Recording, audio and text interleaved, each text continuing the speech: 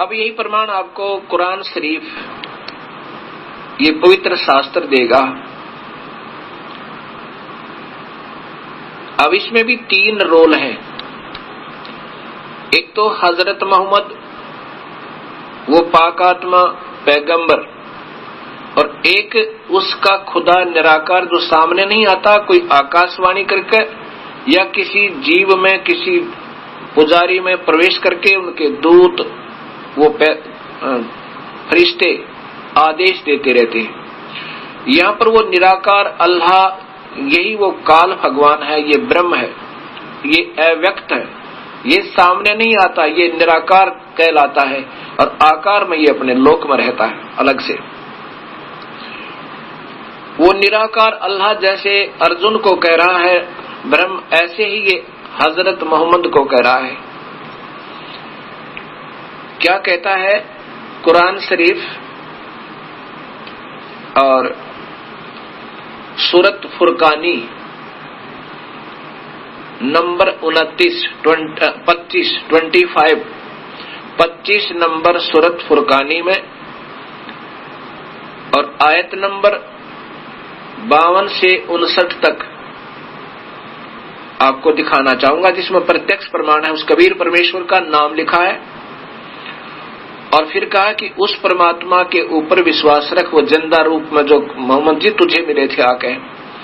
कबीर साहब जिंदा रूप बनाकर, जिंदा एक महात्मा होते हैं मुसलमानों धर्म में, काला टोप, काला ही ओवरकोट एक ही पहनते, ऊपर से लेके नीचे तक का, और सिर पे लंबे चोटे का एक टोप होता है, कैप, हैट नोट कैप, और उसका लंबा चोटा टोप सी होती है, टोप लंबी होती है उसकी चोटी। और वो जिंदा रूप में आते हैं धर्मदास जी को, गरीबदास जी को, नानक जी को और मलुकदास जी को, गीसा संत जी को, दादू साहेब जी को, इन सभी को जिंदा रूप बनाकर ही वो दर्शन दिया उस परमेश्वर ने। ऐसे ही हजरत मोहम्मद जी को भी जिंदा रूप में वो कबीर परमेश्वर आकर समय मिले थे। अब वो निराकार अल्लाह कहता है कि पैगंबर ही हजरत मोहम्मद, उस परमात्मा कबीर की तू पाकी बयान कर, उसकी महिमा का गुणगान कर, और उस कबीर साहब को तू अल्लाह बताएगा, भगवान बताएगा। और वो काफिर लोग जो अल्लाह से मुख मोड़े हुए आन पूजाएं करते हैं और देवताओं की पूजा करते हैं, वो इस पर विश्वास नहीं करेंगे। तूने उस परमात्मा को परमात्मा सिद्ध करने के लिए संघर्ष करना है, उस कबीर साहब के लिए संघर्ष करना, उन काफिरों का कहा मत मानना। और ये वही परमात्मा है जो सर्वशक्तिमान है, इसको कोई मारने में समर्थ नहीं है। और वो अपने बंदों के गुनाहों से खूब परिचित है, अर्थात वो तेरे पाप कर्मों को भी काट सकता है। वो कबीर परमेश्वर है, वो अल्लाह बड़ा लिख दिया इन्होंने, वो कबीर परमेश्वर है। और उसकी खबर किसी बाखबर से पूछ देखो, जो गीता जी के 4 अध्याय का 33 और 34 श्लोक बताता है, वही प्रमाण कुरान शरीफ बता रही है। ये पवित्र पुस्तकें, पवित्र बाइबल, पवित्र कुरान, पवित्र गीता जी, पवित्र वेद और पवित्र गुरु ग्रंथ साहिब, पवित्र कबीर परमेश्वर का सत शास्त्र, पवित्र गरीबदास जी का सत ग्रंथ साहिब और कबीर साहब के जो सीधे परिचय संतों की जो वाणी है, यही सब एक ही सिद्ध किया है कि वो कबीर परमात्मा है। और उन्होंने यही बताया कि पूरे संत से ही बात बनेगी, इन शास्त्रों के केवल पढ़ने मात्र से नहीं बात बनेगी। इन्होंने इशारा किया कि ऐसे करो, वैसे ही हमने करना होगा, तब हम सफल होंगे। अब देखिए, ये कुरान, पवित्र कुरान शरीफ के अंदर उस परम पिता की प्रत्यक्ष महिमा, वो कबीर भगवान है, यही आपको वेद बताएंगे। ये कुरान शरीफ, और इसमें लिखा है कि इस पुस्तक में कोई संदेह की गुंजाइश नहीं है। ये कहां से है? जालिकल किताबु ला रेब जैला फीही, यह वह इलाही पुस्तक किताब है जिसमें कोई संदेह की गुंजाइश नहीं है। कुरान शरीफ, ये कुरान शरीफ, इसका अनुवाद सटीपन शास्त्रीय अरबी पद्धति पर नागरी लिपि में, ये लिखी तो अरबी भाषा में है, लिपि उर्दू है। अब इसमें साथ में हिंदी में भी इसको टीका किया है। शेरवानी संस्करण,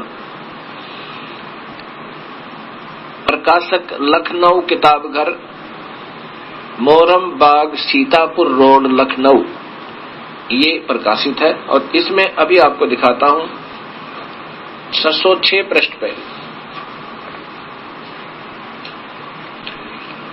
ये है पृष्ठ नंबर 604। और यहां देखिए ये कुरान शरीफ, ये कुरान शरीफ, ये सूरत फुरकानी 25। अब इसमें ये हिंदी में जो कि तुम लिपि हिंदी बनाकर देवनागरी, और ये अरबी लिखा हुआ है, ये देख रहा हूं। और ये उर्दू में जो का त्यों लिखा है, जो इस हिंदी में लिखा है। ये भाषा तो अरबी है, लिपि उर्दू है। इसमें 52वीं आयत देख लेना, कोई उर्दू का जानने वाला हो, यहां देखना, ये लास्ट वाली 52वीं आयत है। इसमें ये है जहादन खबीरत, इधर जहादन कबीरन, ये कबीर परमात्मा का जिक्र स्पष्ट नाम लिखा है कबीर। यहां देखो 52वीं आयत में, ये 52वीं आयत में है। ये 51 से प्रारंभ है, ये 51 समाप्त हुई। ये फला तुति अल काफिरन व जाहिदुम बहीर जिहादन कबीर, इसका क्या अर्थ बनता है इन्हीं की भाषा में। इन्होंने कोशिश की है समझाने की, लेकिन ये पूर्ण परिचित ना होने से क्या कहते हैं, ए पैगंबर तो काफिरों का कहा न मानना, ये इसकी हिंदी की है। और इस कुरान की दलीलों से उनका सामना बड़े जोर से करो। अब यहाँ कबीर का अर्थ ये नादानों ने केवल बड़ा लिख दिया।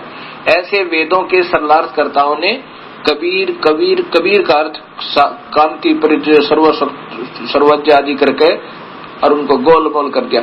यहाँ कबीर कबीर शब्द ही लिखना था। अब इसका वास्तविक अर्थ क्या बनता है? इसका वास्तविक अर्थ बनता है कि हे पैगंबर अर्थात हजरत मोहम्मद जी को उनके अल्लाह भगवान निराकार ये काल कह रहा है कि ये काफिर उस कबीर को परमात्मा नहीं मानेंगे, और आप उनके साथ इन कुरान शरीफ में जो मैं तुझे बता रहा हूं, मेरे द्वारा जो आदेश, कुरान शरीफ में फरिश्तों के भी आदेश है, लेकिन जो परमात्मा का आदेश है वो सर्वोत्तम है। मैं जो तुझे बता रहा हूं ये सत्य मानना, और ये कुरान में जो मैं दलील दे रहा हूं इनके बेस पर, इस आधार पर, इस प्रत्यक्ष प्रमाण पर तो इनके आधार पर सत्य मानता हुआ उन काफिरों का सामना करना, संघर्ष करना, उनके साथ लड़ना नहीं, संघर्ष करना। वो कहेंगे कबीर परमात्मा नहीं, आप उनकी मत मानना, अपने इन कुरान शरीफ में जो मैं तुझे बता रहा हूं इसके आधार पर तू चलता रहना और आगे उसी परमात्मा के बारे में सत्य ज्ञान दर्शन करना। अब 51 में यहां देखो, उसके बाद 58 और 59 आयत में ये खबीरन लिख दिया इन्होंने, खबीरन, जबकि ये कबीर है, कबीरा कबीरन, ये जिहाद कबीरा खबीरा, ये है कबीर शब्द, लेखन में मिसप्रिंट हुआ है। यहां देखिए आगे, ये खबीरन, ये कबीर है। जहां आपने पहले देखा था बिल्कुल कबीर लिखा है, ऐसे ही ये भी कबीर ही है, लेकिन इनका अपने हिसाब से लिखने से, यहां देखो ये वो 52वीं आयत में आप देखिए इधर, ये सीधा कबीर लिखा है, ये आपके सामने है कबीरन, ये भी कबीरन ही है, वहां कबीरन गलती से लिखा गया, मिसप्रिंट हुआ है। अब इसका हिंदी देखो, हिंदी देखो, अब ये 51, 52वीं 53वीं आयत है, ये आपके सामने 53वीं आयत, और वो चल रहे, और वही है जिसने, ये वो परमात्मा है कबीर जिसने दो दरियाओं को मिला चलाया, एक मीठा प्यास बुझाने वाला, खारी कड़वा, और दोनों एक आड़ और मजबूत रोक बना दी। अर्थात ये परमात्मा है जिसने सारी सृष्टि को अपने हिसाब से रचा हुआ, और वही है जिसने पानी की बूंद से आदमी को पैदा किया, फिर उसको साहिबे नसब यानी किसी का बेटा या बेटी, और ससुराल वाला यानी किसी का दामाद बहू बनाया। और वह और तुम्हारा परवरदिगार, हजरत को कह रहे हैं, हजरत मोहम्मद को, निराकार परमात्मा पूर्ण परमात्मा के बारे में, और तुम्हारा परवरदिगार हर चीज करने में शक्तिमान है, वो सर्वशक्तिमान है, जो चाहे सो कर सकता है। और काफिर अल्लाह के सिवा ऐसों को पूजते हैं, आन देवी देवताओं की पूजा करते हैं जो न उनको नफा पहुंचा सकते और न उनको नुकसान पहुंचा सकते। काफिर जो अविद्याकारी होते हैं, जो वास्तविक बात को नहीं समझते, ना मानते, उनको काफिर कहते हैं। और काफिर तो अपने परवरदिगार से पीठ दिए हुए हैं, मुंह मोड़े हुए, अर्थात वो सत भक्ति नहीं कर रहे। 55 में लिखा है, ए पैगंबर, हमने तुमको, ये निराकार अल्लाह, ये काल भगवान जो सामने व्यक्त रूप में नहीं आता, अव्यक्त रूप में रहता है, हमने तुमको खुशखबरी सुनाने और सिर्फ अजाब से डराने के लिए भेजा है कि उनको बताओ कि गलत काम करोगे तुम्हें सजाएं मिलेंगी, गलत भक्ति करोगे तो तुम्हें हानि होगी, उस पूर्ण परमात्मा की भक्ति करो। इन लोगों से कहो कि मैं तुमसे इस अल्लाह के हुक्म यानी परमात्मा के बारे में सत्संग करने की कोई मजदूरी नहीं मांगता। हाँ, जो चाहे अपने परवरदिगार तक पहुंचने की राह इख्तियार कर ले। अगर कोई भक्ति चाहता है उस प्रभु के पाने की तो नाम जप ले। ए पैगंबर, ओए होए, उस जिंदा, ये चैतन्य तेने अपनी तरफ से कर दिया, ये नहीं इसका अर्थ बनता। उस जिंदा रूप में जो तुझे मिला आकर प्रभु अल्लाह पूर्ण परमात्मा, उस पर भरोसा रखो जो कभी मरने वाला नहीं, वो कभी मरने वाला नहीं, और तारीफ के साथ उसकी पाकी बयान करते रहो। और अपने बंदों के गुनाहों से वह काफी खबरदार है, यानी वो सब जानता है अपने बंदों के, यानी जो उनकी भक्ति करते हैं उनके सब का पाप कर्मों को, गुनाहों को माफ कर देगा। जिसने आसमान और जमीन में जो कुछ उनके बीच में है सबको 6 दिन में पैदा किया, ओए होए, और फिर तख्त पर जा विराजा, अर्थात प्रभु आकार में है। 6 दिन में सृष्टि रची, 7वें दिन अपने सतलोक में पहुंच गया। वो कबीर परमेश्वर है, मनुष्य जैसा परमात्मा का स्वरूप है। वह अल्लाह बड़ा का अर्थ है कबीर। वो खबीरन लिखा ना उन्होंने, वो कबीर है। वो यहाँ कबीर लिख दे, बड़ा ना लिखो, कबीरन लिख दे, बस सीधा कबीर। वह अल्लाह, वो भगवान कबीर है। वो रहमान है, वो बड़ा दयालु है।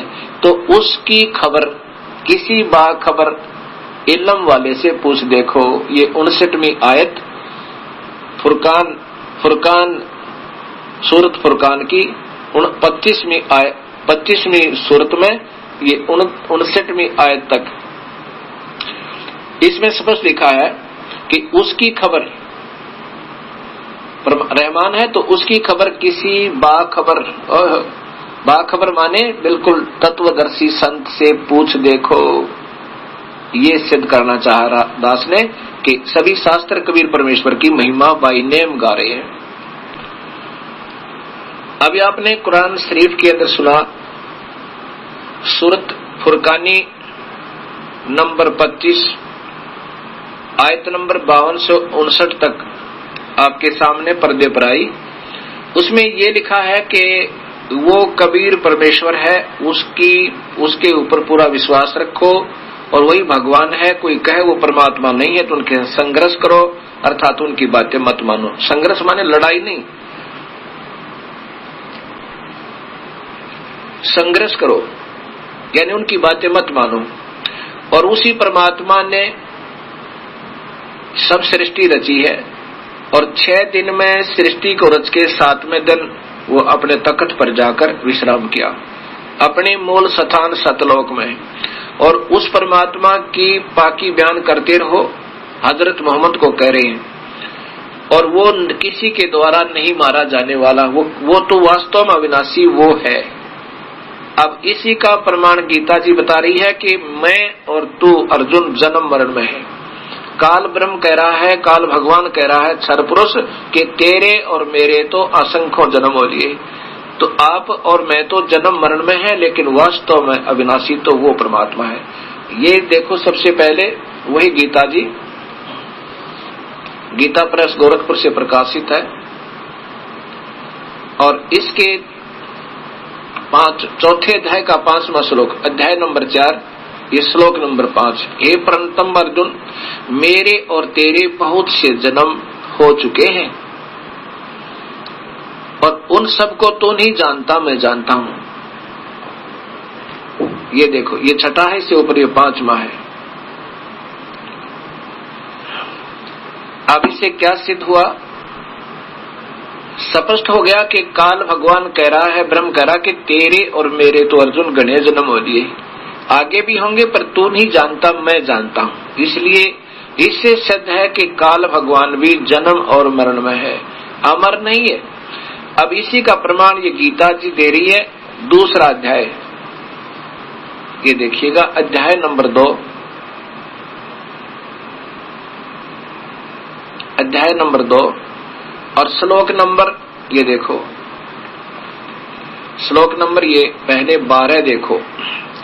न तो ऐसा है कि मैं और किसी काल में नहीं था, अर्थात ये काल भी किसी न किसी में प्रवेश करके या अपने अवतारों में प्रवेश करके अव्यक्त रूप में, अदृश्य रूप में अपने कार्य करवाता रहता है।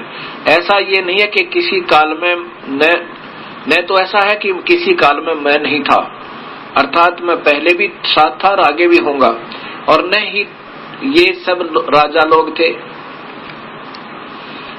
नहीं थे, और न ही ऐसा है कि इससे आगे हम नहीं होंगे, रहेंगे। अर्थात ये काल स्वयं कहता है कि ये भी मरेंगे और मैं भी मरता रहता हूं और तू भी मरता रहता है, वास्तव में अविनाशी तो उसको जान। ये 17वां श्लोक बताता है, अध्याय नंबर 2 का वही श्लोक नंबर 17। अविनाशी नाश रहित तो उसको जान जिससे यह संपूर्ण दृश्य वर्ग व्याप्त है। इस अविनाशी का विनाश करने में कोई भी समर्थ नहीं है, ये वास्तव में अविनाशी तो वो है। अब इसका प्रमाण गीता जी का 15वां अध्याय फिर देगा आपको। ये देखिएगा, गीता जी के 15वें अध्याय का ये 16वां श्लोक है। इसमें सीधा लिखा कि इस संसार में नाशवान और अविनाशी 2 प्रकार के पुरुषों भगवान है, या भगवान लिखना था इन्होंने। 2 प्रकार के भगवान हैं और 2 ही प्रकार की प्राणियों की स्थिति है। ये सब प्राणियों के शरीर तो नाशवान है और जीवात्मा अविनाशी कहा जाता है। फिर देखना इसी को, इस संसार में नाशवान क्षर पुरुष ये काल है, अक्षर पुरुष ये परब्रह्म है, ये ब्रह्म है, ये परब्रह्म है। नाशवान और अविनाशी 2 प्रकार के भगवान कहे जाते हैं। जैसा कि आपको मैंने बताया था कि क्षर पुरुष ये ब्रह्म भगवान, ये काल भगवान, ये तो ऐसा समझो जो सफेद चीनी के कप, मिट्टी के कप होते हैं। और हमारा शरीर ऐसा समझो जैसे मिट्टी के बर्तन, मटका होता है, जग मिट्टी का, और उस जैसा कोई कप, एक कसूरा होया करता पहले, एक मिट्टी के बने हुए कसूरे होते, सीधे ही पके हुए मटके जैसे लगते, वो तो हमारे शरीर समझो। और ब्रह्म को समझो वो मिट्टी का सफेद कप, और अक्षर ये तो नाशवान समझो बिल्कुल ही। और परब्रह्म को समझो, अक्षर पुरुष समझो जैसे स्टील का कप हो, है तो नाशवान, स्टील का भी उसको जंग लगेगा, मिट्टी हो जाएगा, पर समय बहुत लगेगा। ऐसे ये इसकी तुलना में कुछ अविनाशी है, मिट्टी वाले कप की तुलना में सफेद से वो सटील वाला ज्यादा अविनाशी, लेकिन है ये भी नाशवान। और वास्तव में अविनाशी तो सोना बना हो, चांदी और सोना, कहते वो सोने का कोई ही वास्तव अविनाशी जान, उसको ना जंग लगे ना उसका अस्तित्व समाप्त हो। ये उदाहरण के लिए कहा। ऐसा फिर अब दो भगवान है, क्षर ये ब्रह्मा विष्णु महेश के पिताजी, ये स्वयं को कह रहा है कि मेरे और तेरे बहुत जन्म हो लिए अर्जुन, तू नहीं जानता मैं जानता हूं। इसलिए समसिद्ध है कि ये काल भी जन्म और मरण में है। कबीर साहब ने जब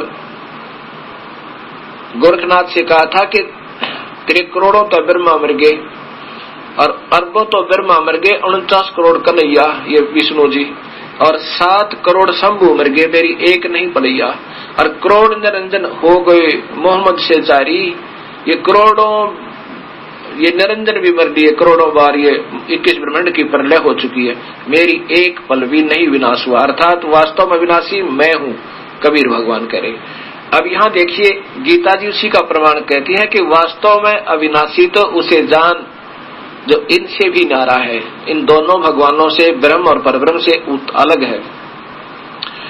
15वें अध्याय का 17वां श्लोक, उत्तम पुरुष तो अन्य ही, सीधा ही लिखा है, उत्तम पुरुष है माने भगवान तो अन्य ही, जो तीनों लोकों में प्रवेश करके सबका धारण पोषण करता है। अविनाशी परमेश्वर परमात्मा इस प्रकार कहा गया है। वास्तव में पुरुषोत्तम अर्थात अविनाशी तो उसे जान जो तीनों लोकों में प्रवेश करके सबका धारण पोषण करता है। अब देखो, अब वो कौन है वास्तव में भगवान, ये आपको ये चित्र बताएगा। 15वें अध्याय का प्रथम और द्वितीय श्लोक कहता है कि संसार रूपी उल्टा लटका हुआ ये वृक्ष रूपी ये चित्र आप देखिए, इसमें ये संसार रूपी उल्टा लटका हुआ एक वृक्ष समझो, जिसके ऊपर को जड़े हैं, जड़े माने जो पूर्ण पालन करता वो परमात्मा, ये जड़ है ऊपर को, ये पूर्ण ब्रह्म कबीर साहब कबीर देव ये है वास्तव में वो परमात्मा जो सबका तीनों लोकों में भी सबका पालन पोषण यही करता है, क्योंकि पौधे को खुराक जड़ से ही चलती है, ये वो पूर्ण परमात्मा है। और आगे देखिएगा इसका तना ये अक्षर पुरुष है। कबीर साहब कहते हैं अक्षर पुरुष एक पेड़ है, ये यहाँ से जो जमीन से ऊपर दिखाई देता है ये वृक्ष कहलाता है, इससे नीचे जड़े हैं वो गुप्त है। अक्षर पुरुष एक पेड़ है, निरंजन वा की डार, अक्षर पुरुष ये परब्रह्म, ये क्षर पुरुष ये ब्रह्म है, ये निरंजन काल ये उसकी एक शाखा है, एक डार है मोटी, ऐसी ऐसी सैकड़ों डार और होती है पेड़ पे, उसमें से एक है ब्रह्म, और उस ब्रह्म से आगे फिर 3 शाखाएं हैं। ये तीनों देवा शाखा है, ये पात रूप संसार, ये रजगुण ब्रह्मा, सतगुण विष्णु, तमगुण शिव जी, ये तो शाखा, फिर ये पात रूप में संसार, ये देवी देवता आगे इन्हीं से उत्पन्न है और आगे इनकी अंडर कंट्रोल है। अब इन सबका पालन करता कौन हुआ? गीता जी के अनुसार और पूर्ण परमात्मा ये कबीर साहब सबका पालन करता है, यही तीनों लोकों में प्रवेश करके सबका धारण पोषण करता है। अब यहाँ से खुराक चलती है, तना में गई, देखिए तना में, और तना से फिर यानी अक्षर पुरुष के पास, अक्षर पुरुष से फिर ब्रह्म से फिर आगे तीनों देवताओं में। अब इनके लिए तो ये निरंजन पालन करता नजर आता है ब्रह्मा विष्णु महेश के लिए, और इन पत्तों टहनियों के लिए ब्रह्मा विष्णु महेश पालन करता नजर आते हैं, लेकिन ये वास्तव में पालन करता नहीं है। ये खुराक कहाँ से चलती है? वहां से नहीं चलेगी तो ये कुछ भी नहीं कर सकते। ऐसा हमने इस गीता जी के ज्ञान को समझना है। ये है वो परमात्मा, वो कबीर परमेश्वर है, ये फिर वेद बताएंगे। अब जैसा कि आपने वेदों में गीता में सुना और कि वास्तव में अविनाशी कोई और परमात्मा है, वो कौन है? वो कुरान शरीफ ने बताया, वो कबीर परमात्मा है।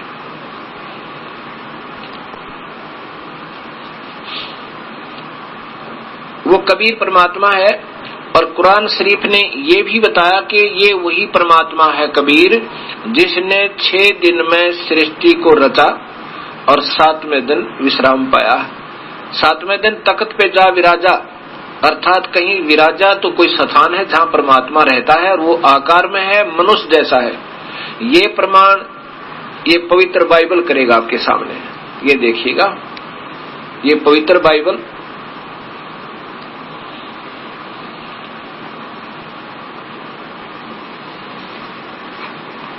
और इसका प्रकाशन है, नीचे देखिए, इंडिया बाइबल लिटरेचर 67 बरका रोड, किलपक, मद्रास, इतने दूरभाष इतने। अब इसमें स्पष्ट है उत्पत्ति ग्रंथ में, ये देखिएगा, ये सृष्टि के 7 दिन, उत्पत्ति ग्रंथ है ये, विश्व की सृष्टि। जिस परमेश्वर ने आकाश और पृथ्वी की सृष्टि की, पृथ्वी की सृष्टि की, पृथ्वी बेडौल और सुनसान पड़ी थी और गहरे जल के ऊपर अंधियारा था तथा परमेश्वर का आत्मा जलकर ऊपर मंडराता था। सृष्टि के 7 दिन, ये पहला दिन, फिर देखिएगा दूसरा दिन, फिर देखिएगा तीसरा दिन, ये चौथा दिन, और फिर देखिएगा आगे चलिए, ये फिर 5वां दिन, और अब ये देखो छठा दिन।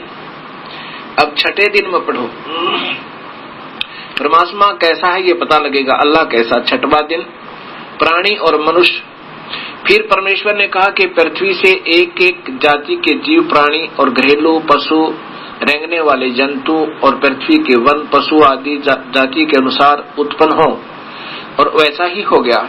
सो परमेश्वर ने पृथ्वी के जाति जाति के वन पशुओं और जाति जाति के घरेलू पशुओं को भी जाति जाति के भूमि पर सब रेंगने वाले जंतुओं को बनाया, और परमेश्वर ने देखा अच्छा लगा। फिर परमेश्वर ने कहा कि हम मनुष्य को, देखिए है बात ध्यान से सुनने की, पढ़ने की। फिर परमेश्वर ने कहा कि हम मनुष्य को अपने स्वरूप के अनुसार अपनी समानता में बनाएं, और वे समुद्र की मछलियों और आकाश के पक्षियों और घरेलू पशुओं और सारी पृथ्वी पर और सब रेंगने वाले जंतुओं पर जो पृथ्वी पर रेंगते अधिकार रखे, यानी सबसे मजबूत और समझदार हो। तब परमेश्वर ने मनुष्य को अपने स्वरूप के अनुसार उत्पन्न किया। ओए होए, इससे सिद्ध है कि परमात्मा मनुष्य जैसा है।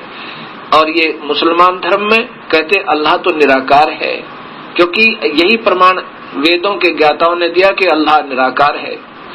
देखो, तब परमेश्वर ने मनुष्य को अपने स्वरूप अनुसार उत्पन्न किया। अपने ही स्वरूप के अनुसार परमेश्वर ने उसको उत्पन्न किया, नर और नारी करके मनुष्य, उसने मनुष्य की सृष्टि की। अब आगे देखियो,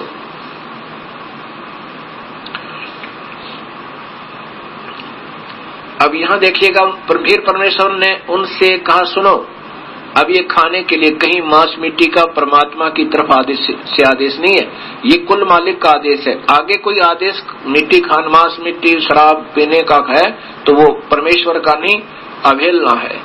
फिर परमेश्वर ने उनसे कहा, सुनो, जितने बीज वाले छोटे पेड़ सारी पृथ्वी के ऊपर हैं और जितने वृक्षों में बीज वाले होते हैं, वे सब मैंने तुमको दिए हैं, जो वे तुम्हारे भोजन के लिए हैं। ये मनुष्यों को कहा, कहीं नहीं लिखा इसमें मांस खाओ, बकरे खाओ, गऊ काट लो, भैंसे खाओ, कहीं नहीं लिखा। और जितने भी पृथ्वी के पशु और आकाश के सभी पक्षी और पृथ्वी पर रेंगने वाले जंतु हैं, उनमें जीवन के प्राण हैं, जिनमें जीवन के प्राण है अर्थात जो जीवित है, उन सबके खाने के लिए मैंने सब हरे हरे छोटे पेड़ दिए हैं। और वैसा ही हो गया।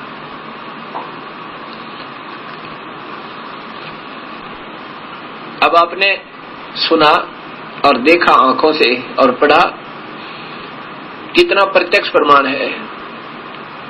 ये काल ही सबको धोखा दे रहा है।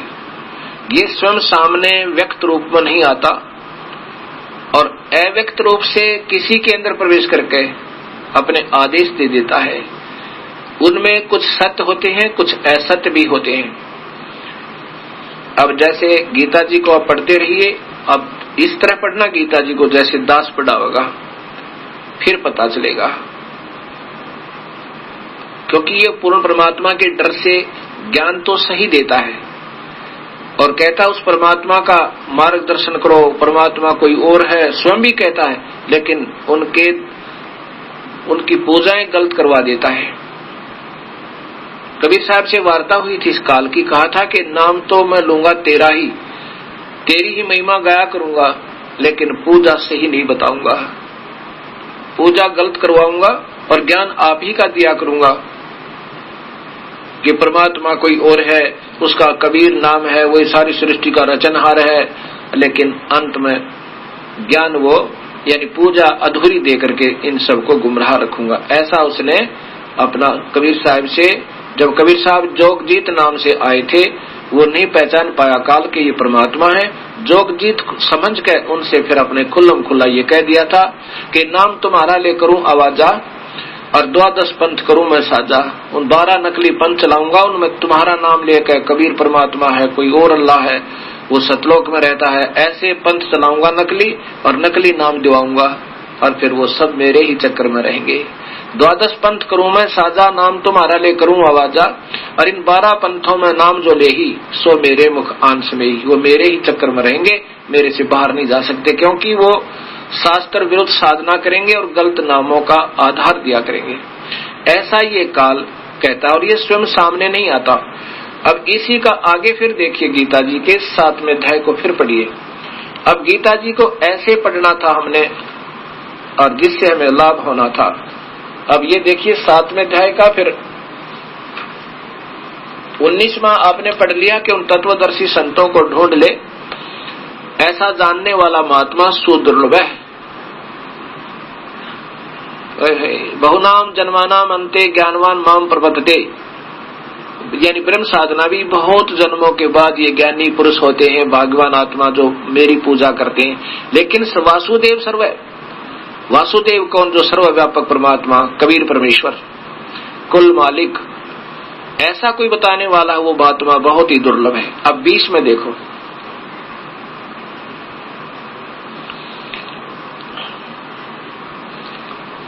बीच में कि उन भक्ति भोगों की कामना द्वारा जिनका ज्ञान हरा जा चुका है, किनकी तीनों गुणों की पूजा करके देवी देवताओं की पूजा करने वालों का जिनका ज्ञान हरा जा चुका है, वहीं तक की सीमा तक, उन्हीं पूजाओं तक जिनका ज्ञान हरा जा चुका है, अपने स्वभाव से प्रेरित होकर उस नियम का ध्यान करके अन्य देवताओं को भजते हैं, पूजते हैं।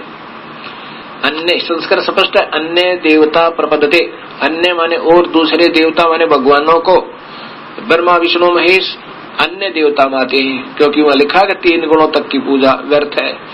एक ब्रह्म की पूजा छोड़कर, मेरी पूजा छोड़कर तीनों गुणों की पूजा जो करते हैं व्यर्थ है। अन्य देवता पूजते प्रपद्यन्ते। अब 21 में लिखा है,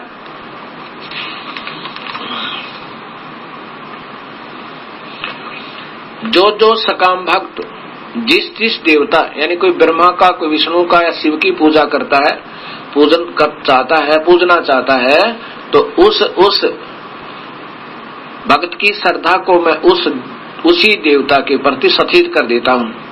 अब जिसने पूजना चाहता है वो पूज ले, लेकिन उतना ही लाभ मिलेगा। जैसे मुख्यमंत्री कहे कि भाई तुम मेरी पूजा करो, तुम नीचे के अधिकारियों की पूजा करते, वो तुम्हें कोई केवल सीमित लाभ दे सकता है और उनके द्वारा दिया गया लाभ वो अक्षीणिक है, एक ही तरह का है, वो संपूर्ण नहीं दे सकते। एक प्रांत के अंदर अन्य अधिकारियों की पूजा से तो तुम मेरी पूजा करो, मेरे पर आश्रित हो जाओ, मेरी मर्यादा में रहो, मैं तुम्हें उनसे ज्यादा लाभ दे दूंगा। लेकिन कोई नहीं मानता है तो करता रहे उनकी पूजा, लेकिन उन बुद्धिहीनों का वो अक्षणिक सुख है, यानी कोई छोटा मोटा राहत वो दे सकते हैं, और उन अधिकारियों को मैंने ही कुछ पावर दे रखी है, इसलिए वो छोटा मोटा लाभ तुम्हें दे रहे हैं। अगर मेरे ऊपर आश्रित हो जाओ तो मैं तुम्हें पूर्ण लाभ दूं जितना मैं दे सकता हूं। जो सकाम भक्त जिस देवता के स्वरूप को श्रद्धा से पूजना चाहता है, ये 21वां श्लोक है। उस भगत की श्रद्धा में उस देवता के प्रति स्थिर करता हूं कि मर कुएं में पड़कर ना मानता था। ये देखो अब 22 में लिखा है कि वह पुरुष उस श्रद्धा से युक्त होकर उस देवता का पूजन करता है और उस देवता के द्वारा देवता से मेरे ही द्वारा विधान किए इच्छित भोगों को निसंदेह प्राप्त करता है। जैसे मुख्यमंत्री कह रहा हो कि मैंने ही उनको कुछ पावर दे रखी है और उससे कुछ लाभ ले रहे हो। आगे फिर स्पष्ट कर दिया कि इन बुद्धिहीनों की ये पूजा गलत है। अब ये 23वां श्लोक है, ये देखिएगा श्लोक नंबर 23 में स्पष्ट है। अध्याय नंबर ये 7 है, श्लोक नंबर 23 है, ये देखिएगा। परंतु उन अल्प बुद्धि वालों का, बुद्धिहीनों का, मूर्खों का वह फल नाशवान है। अब देवताओं को पूजने वाले देवताओं को प्राप्त होते हैं और मेरे भक्त मुझे ही प्राप्त होते हैं। अब आगे स्पष्ट हुआ। अब 7वें अध्याय के 23वें श्लोक में काल भगवान ने स्पष्ट कर दिया कि उन मूर्खों का ये गलत साधना है। अब उनके जो देवता पूजेंगे वो देवताओं के पास जाएंगे, उनके बंधुआ मजदूर बनेंगे और फिर ये देवता भी अपने देव समय को भोग के, अपना पीरियड भोग के और फिर ये गधे बनेंगे, 84 माह होंगे और साथ में उनके पुजारी। ऐसे ही भगवान ने कहना चाहा कि देवताओं के पुजारी देवताओं को प्राप्त होंगे और मेरी भक्ति करने वाला मेरे पास आ जाएगा। यानी ब्रह्म तक की साधना, ब्रह्म तक के लाभ महास्वर्ग को प्राप्त हो जाएगा, मुझे ही प्राप्त होगा। प्राप्त होने का तात्पर्य यहाँ पर ये नहीं है कि वो परमात्मा पावेगा, नहीं, अर्थात ब्रह्म साधना से मिलने वाला जो सुख है वो महास्वर्ग में पहुंच जाएगा। अब आगे लिखा है कि मैं कभी आकार में नहीं आता और ये नादान। अब आगे 24 और 25 में स्पष्ट लिखा है, जैसे मैंने सृष्टि रचना में आपको बताया था कि इसने प्रण किया था, प्रकृति देवी से कहा था कि आज के बाद मैं कभी आकार में नहीं आऊंगा, कभी भी मैं किसी के सामने व्यक्त रूप में प्रकट नहीं होऊंगा। ये मेरा अटल और घटिया नियम है। अब घटिया तो न्यू लिखा, अनुत्तम तो इसलिए कहा इसने कि जो पिता अपने पुत्रों को भी स्पष्ट बात ना बतावे, उनको गुमराह रखे, उनको मारे और खावे, कभी सामने नहीं आवे और जो चाहे उनको नचा नचा के दुखी करे, तो इससे घटिया और क्या हो सकता है। ऐसे ये काल सामने तो आता नहीं, अपने पुत्र ब्रह्मा विष्णु महेश की भी दुर्गति रखे। भगवान श्री कृष्ण का जीवन देखे, सारा जीवन दुख में रहा।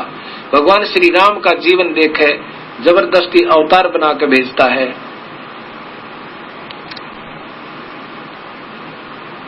और फिर वो बेचारे सारा जीवन अपना दुख में भोग कर चले जाते हैं। जैसे भगवान श्री राम का जन्म, विवाह होते ही वनवास के तुरंत बाद सीता का हरण वनवास में ही, फिर 12 वर्ष युद्ध, फिर वापस लेकर आए सीता जी को, रावण राक्षस की मृत्यु हत्या करके उनका, और फिर आते वक्त सीता जी का निष्कासन, और फिर अंतिम श्वास तक पुत्र और पिता और पत्नी और पति का आखिर सांस तक वियोग रहा।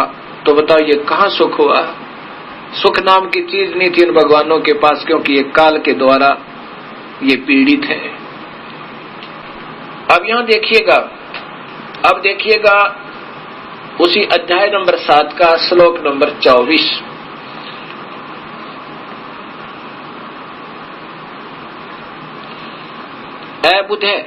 बुद्धिहीन पुरुष, बुद्धिहीन व्यक्ति मेरे अनुतम। अब देखो यहां ठीक लिख दिया, अनुतम का अर्थ अनुतम ही कर दिया। और वहां इस महात्मा जी ने 18वें श्लोक में, इसी अध्याय के 18वें श्लोक में क्या कर दिया? अति उत्तम, और यहां अनुतम लिख के पीछा छुटवा दिया। यह समझदारी की इसने। ये 18वां देखो, इसी 7वें अध्याय के यहां तो अनुतमाम का अर्थ अति उत्तम कर दिया। अनुतमाम, अति घटिया था, घटिया लिखना था यहाँ पे अश्रेष्ठ। और इसी के 24वें श्लोक में इसी को अनुतम ही लिख कर अपना पीछा छुटा लिया। बहुत अच्छा किया। ये देखिएगा 24वां श्लोक, ये देखो, ये अनुतम, यहाँ अनुतम लिख दिया, संस्कृत हिंदी कर दिया अनुतम, ये अच्छा किया। वहां भी अनुतम ही लिख देता, बहुत अच्छा था। अब अबुध है, बुद्धिहीन पुरुष मेरे अनुतम अविनाशी परम भाव को न जानते। ये काल कह रहा है, क्या कह रहा है कि मैं कभी व्यक्त रूप में सामने नहीं आता।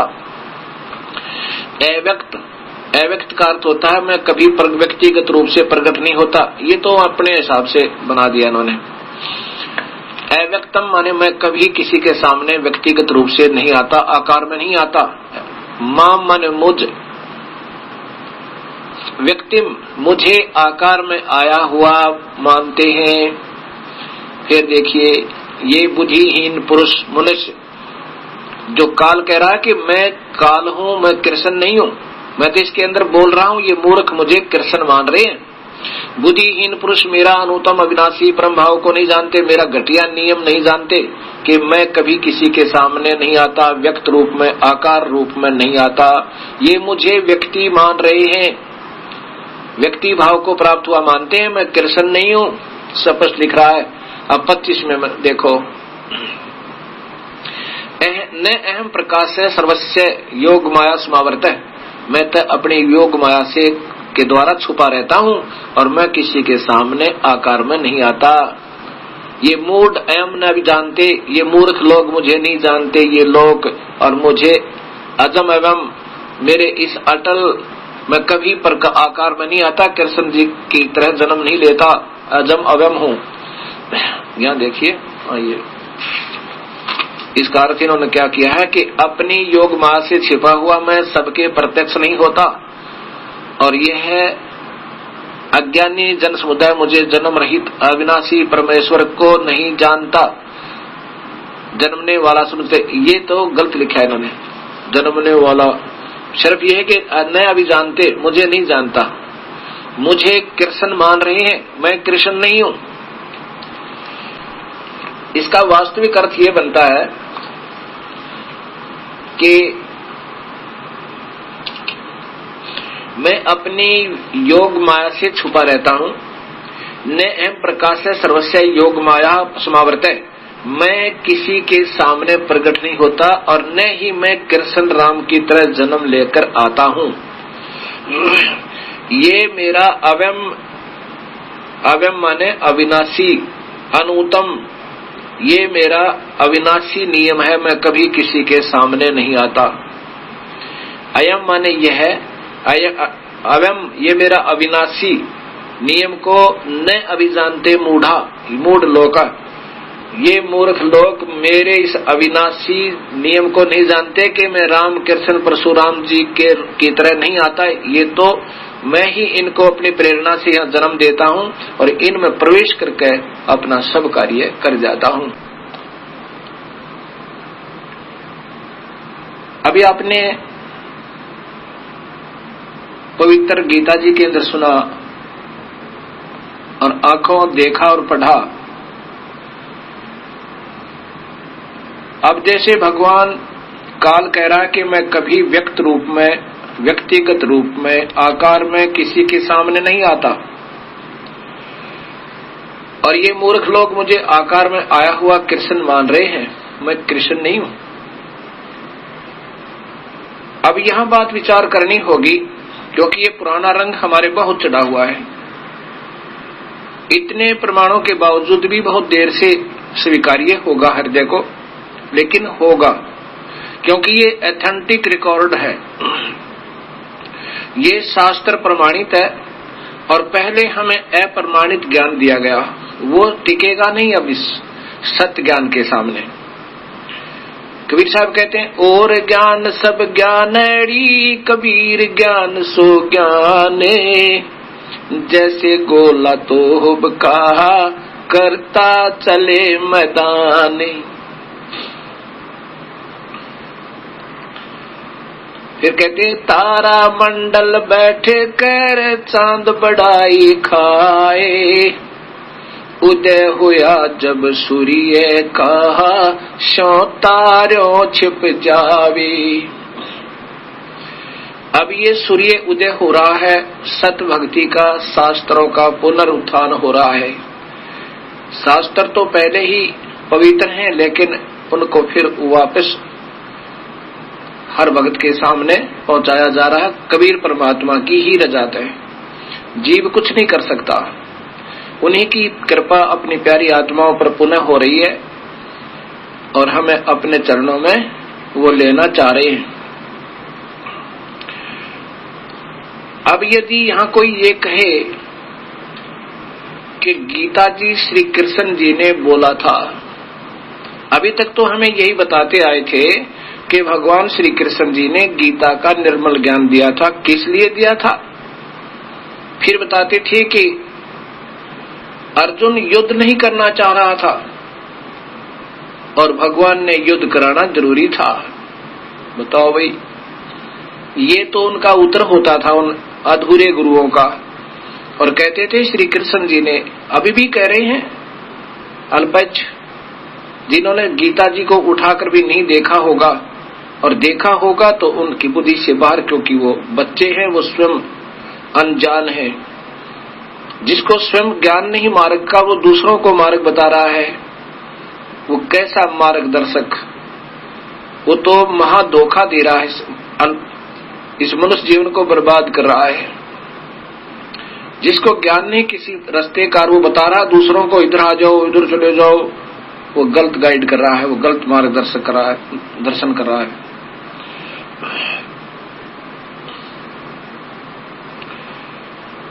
कृष्ण जी ने गीता को नहीं बोला। यदि कृष्ण जी बोल रहे होते, वो ये नहीं कहते कि मैं व्यक्त रूप में, मनुष्य रूप में कभी नहीं आता, मैं आकार में नहीं आता, क्योंकि भगवान श्री कृष्ण तो पहले ही आकार में विद्यमान थे। ये काल बोल रहा था कि मैं कभी आकार में नहीं आता। अब यहां विचार करना, वो काल कौन है? वो क्षर पुरुष, वो ब्रह्मा विष्णु महेश के पिताजी। यहां विचार कीजिए, गीता जी के ज्ञान की आवश्यकता कब पड़ी थी? जब अर्जुन युद्ध करने से मना कर देता है, दोनों सेनाएं आमने सामने खड़ी हैं। उससे पहले थोड़ा सा विवरण और देना चाहूंगा आपको। युद्ध क्यों होने जा रहा था?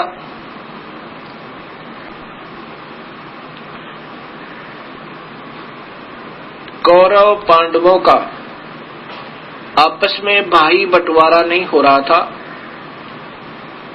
दुर्योधन पांडवों को हिस्सा नहीं दे रहा था और पांडव अपना हिस्सा राज्य का मांग रहे थे कि आधा हिस्सा हमें दे दो। दुर्योधन ने स्पष्ट मना कर दिया था कि तुम्हें मैं कुछ नहीं दूंगा। इसके लिए फिर भगवान श्री कृष्ण से पांडवों ने प्रार्थना की कि आप हमारा राजीनामा कंप्रोमाइज करवा दो। भगवान श्री कृष्ण 3 बार शांति दूत बनकर इस अनर्थ को बचाने की बरसत प्रयत्न करते हुए और कौरव और पांडवों को समझाने के लिए 3 बार गए थे और कहा करते थे कि दुर्योधन विनाश हो जाएगा, ना राज्य रहेगा और ना तुम रहोगे। ना जाने युद्ध में कौन मर जावे, आप ही मर जाओ या पांडव ही मर जाएं। पांडवों को भी कहा करते थे भाई युद्ध में ना जाने किसकी मृत्यु हो जावे और फिर ये राज किस काम आएगा। आपस में अपना प्रेम से अपना हिस्सा बांट लो। लेकिन न दुर्योधन मान रहा था और न ही पांडव मान रहे थे।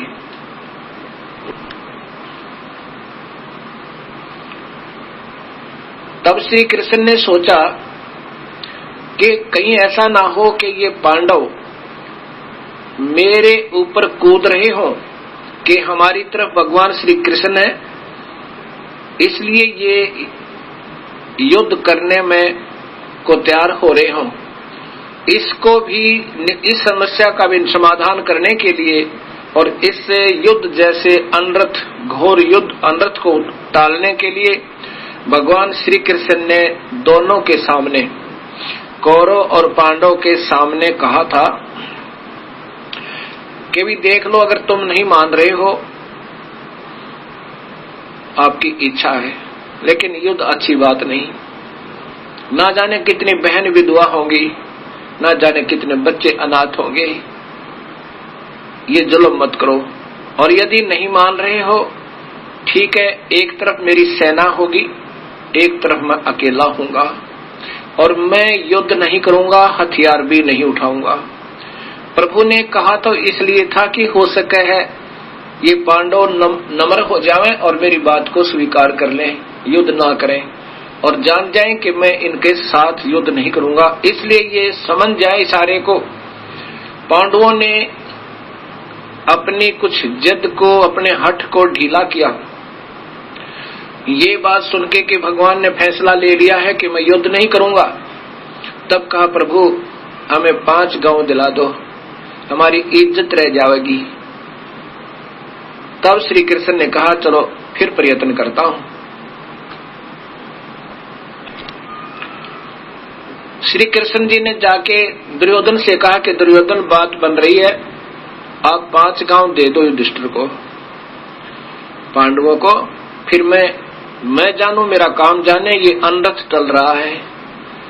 अब दुर्योधन ने कहा कि सुई की नोक के समान भी उनके पांडवों के लिए स्थान नहीं है। तब श्री कृष्ण जी ने सोचा तो बहुत निकम्मा आत्मा। तब कहा था दुर्योधन तुम्हारा विनाश हो जाएगा, आंख खोल ले, ये समय है तुम्हारा इतने अनर्थ के टालने का, और 5 गांव दे दे तू उनको। जब भगवान श्री कृष्ण ने उन्हें अच्छा करड़ा करके बातें कही तो दुर्योधन ने कहा अपनी सेना से कि पकड़ लो इसको, पकड़ लो श्री कृष्ण को। तब भगवान श्री कृष्ण ने अपना विराट रूप दिखाया।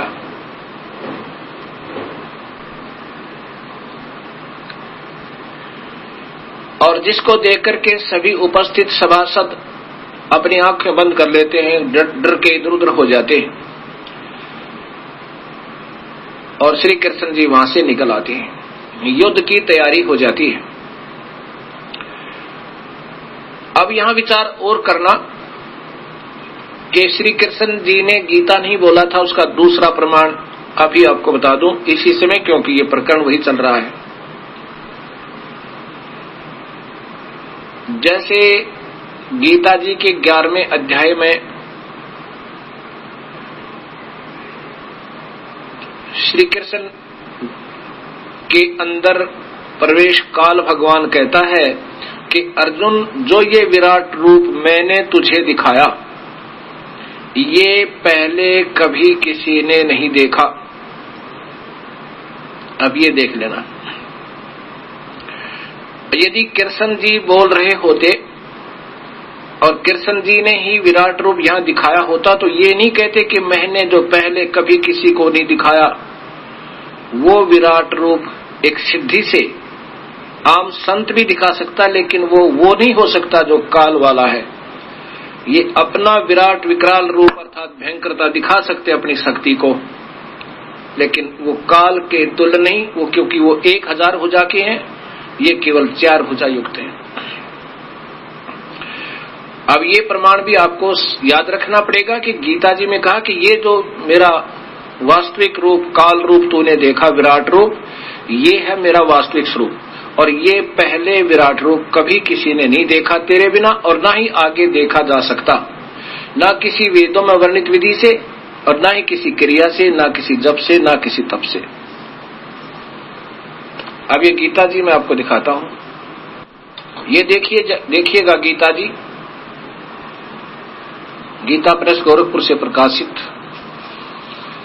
अध्याय नंबर 11 और श्लोक नंबर 46। ये देखो इधर 47, श्लोक नंबर 47 में, हे अर्जुन, अनुग्रह पूर्वक मैंने अपनी योग शक्ति के प्रभाव से ये मेरा परम तेजो में सबका आदि सीमा रहित विराट रूप तुझको दिखलाया, जिसे तेरे अतिरिक्त दूसरे किसी ने पहले नहीं देखा। न दृष्टः पूर्वम, इति सिद्धम कि वो रूप कृष्ण जी ने दिखाया था और ये काल का रूप है, इसलिए कृष्ण जी ने गीता नहीं बोला। अब इसे स्वसिद्ध हो गया कि भगवान श्री कृष्ण ने गीता नहीं बोला। अब फिर देखिए आगे, अर्जुन ने भगवान श्री कृष्ण से कहा कि हे भगवान, मेरा रथ दोनों सेनाओं के बीच में जाके खड़ा करो और देखो मैंने किसके साथ युद्ध करना है, कौन है मेरे योग्य युद्ध करने के। भगवान श्री कृष्ण ने ऐसा ही किया। अब यहां विचार करना, अर्जुन ने जब देखा सामने गुरुदेव अपने पूर्वज भीष्म पितामह और अपने ही कुल के व्यक्ति युधिष्ठिर आदि के पुत्र, उनको जिनको साथ अपनी गोदी में लेकर खिलाया करते थे, उनका प्यार किया करते थे, चाचे और ताऊ के बच्चे कुछ ज्यादा दूर नहीं होते। ये तो लालच, नीच, ये लालच में इंसान नीचता कर देता है। और पांडवों जैसे पुण्यात्मा इस काल ने मजबूर कर दी युद्ध करने के लिए। अब अर्जुन कहता है, प्रभु, अपने मन में विचार करता है कि मैं युद्ध नहीं करूं।